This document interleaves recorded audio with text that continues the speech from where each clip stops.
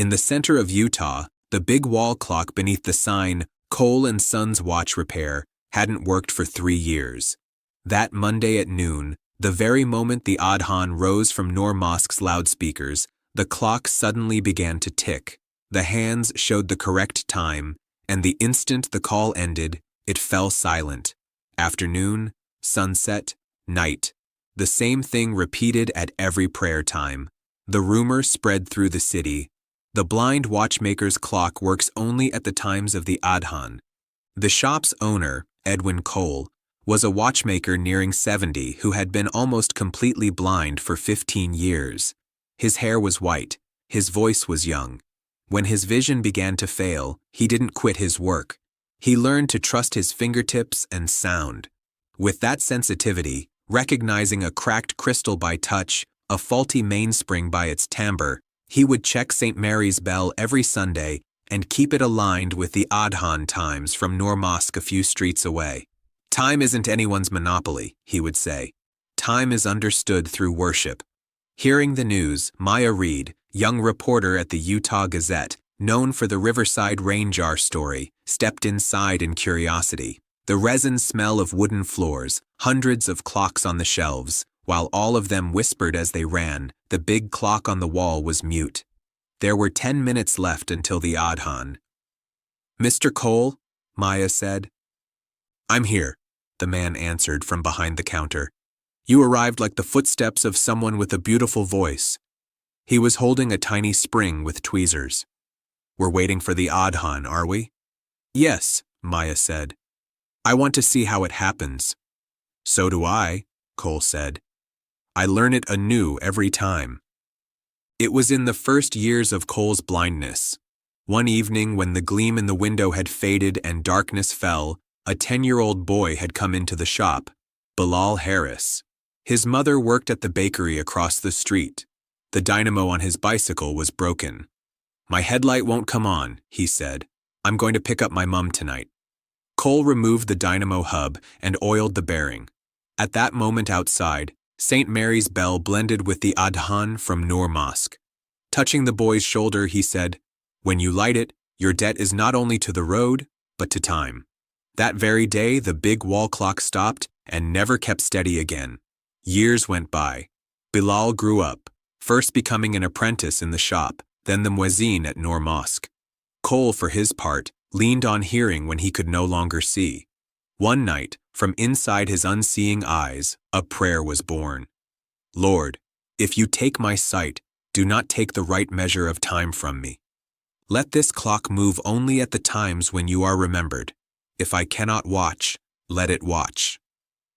The next morning the clock was silent again. Until that Monday's noon Adhan. The time drew near. A breeze slipped in from the street. A gentle voice rose from the loudspeaker. "Allahu Akbar, Allahu Akbar." Cole didn't lift his head, but his back loosened. Maya locked her eyes on the wall clock. First the pendulum took a hesitant step, then another. Tick, tock began. The minute hand found the correct time.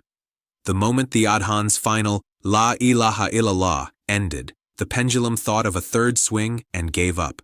The ticking ceased. "Is it like this every time?" Maya asked. "Yes," said Cole. "Sometimes a few seconds early, sometimes right on, but always for the duration of the time." Then silence. As curiosity grew, 2 officers from the Municipal Inspection Office opened the case. They were looking for an unauthorized receiver. They counted the gears, measured the balance wheel, tapped the case to check vibration. In the end, the technician shook his head. "There's no receiver. But there's a very slight, transparent membrane on the balance wheel, as if it's picking up vibrations like an eardrum." Maya examined what she could see with tweezers. A thin wing-like membrane. Cole smiled. "The muezzin's voice filters in through the window frame," he said. "And sometimes what filters in falls into the clock." When the legal advisor sneered, "So your clock hears the prayer? Is that it?" Cole replied calmly, "The heart hears." The official report, "No trickery, mechanics sound, phenomenon unusual." That day Father Colin also stopped by. He held the key to the church clock. "The bell is coming a bit late," he said. I'd like it to be on the same line as the Adhan. Cole was pleased. Time loves fraternity. We'll move the bell slightly forward. And so, in one watch shop, Bell and Adhan began to serve side by side.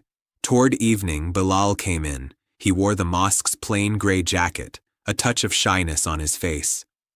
"Master," he said, "I'll service the speakers tomorrow." "The sound's a little rough," Cole said. "Sometimes the roughness comes from the word. Don't drag Allahu Akbar. Let it go. Let the phrase balance." Maya cut in. "To you, which is more important, the sound of the prayer or the clock?"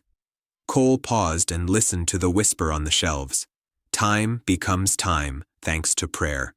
Without prayer, a clock just counts. With prayer, counting gains meaning. As the story grew in the city, objections grew too. Complaints poured in. The loudspeakers are too loud. Some were disturbed by such a religious call being heard in the city. Petitions reached the council.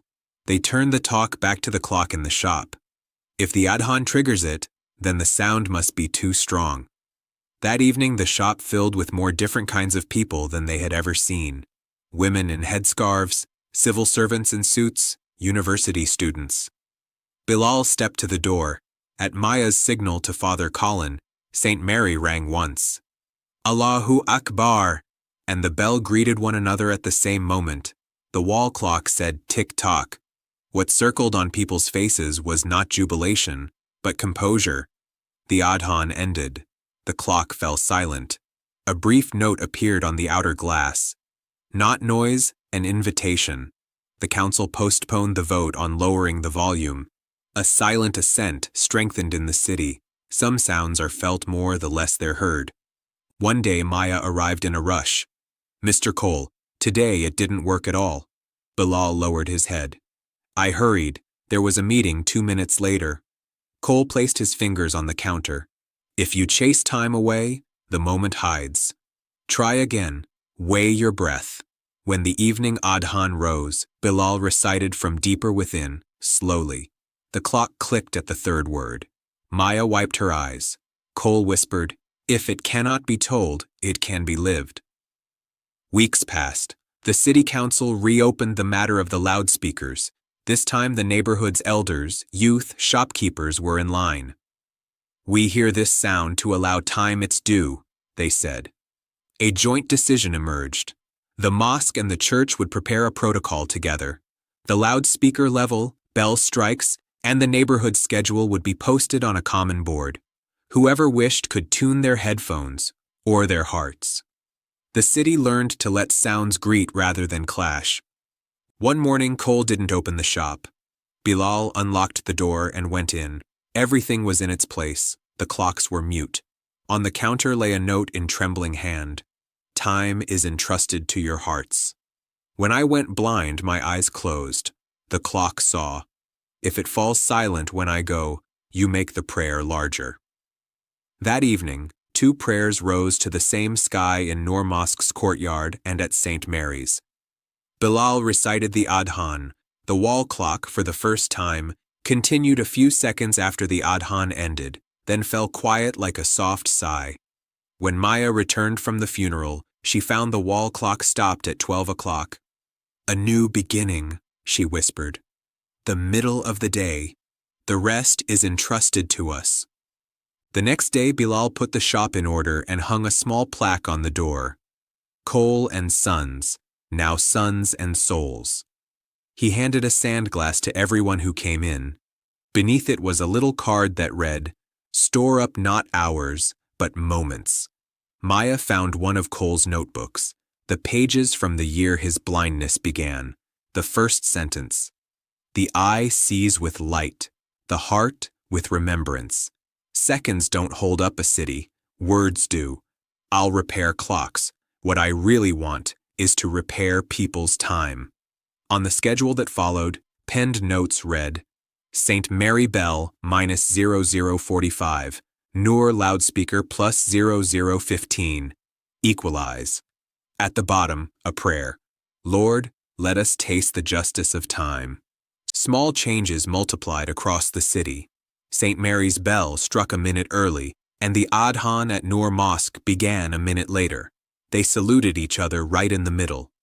"Let sounds make room, not collide," said Father Colin. In his sermon, Imam Yusuf called out, "Let us make room for the bell that makes room for the Adhan."